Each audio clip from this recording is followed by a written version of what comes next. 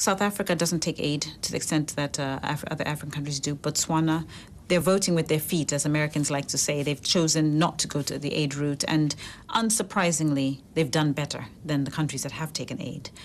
Even countries like Rwanda, you know, it's come out of a genocide. It's not an accident that they've reduced the amount of aid dependency from 70% down to 50%. And at the same time, just this year, 2009, just a month ago, they were voted the most improved country in terms of the business environment. These things work in tandem. They're posting amazing growth rates, even in the time of the financial crisis. It's not a mystery. We know what works. European governments, traditional aid donors, believe and actually do benefit from an aid system, whether it allows them not to do the hard work. So I'll give a specific example.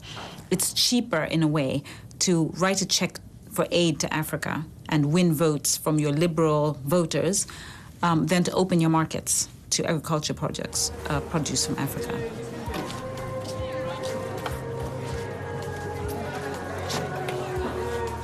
Where does the rice come from? This one is American rice. Yeah. You also have rice from Ghana? No, we don't have Ghana rice. American rice is very costly. In the 70s, we had a huge and prospering rice farming industry in the north.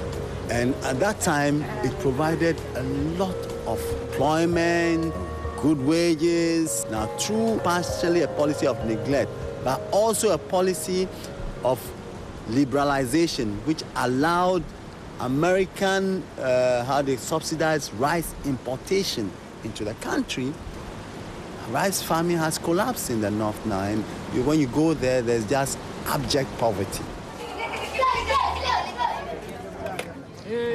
We all know about the Common Agriculture Policy and the policies of the United States to keep African goods out. My personal view is that it's an unfortunate state of affairs, but the reality is that your governments are acting in the best interests of its own people. So I am not going to get into an argument with Nicolas Sarkozy that he should open the markets for African goods and put French workers out, or French farmers out of work, because it's his mandate and his responsibility to take care of the French people.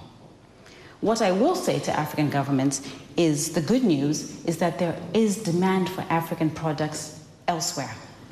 China, as we know, 1.3 billion people, it only has 7% arable land. This is an opportunity for Africa to go and sell what we do best, primary produce.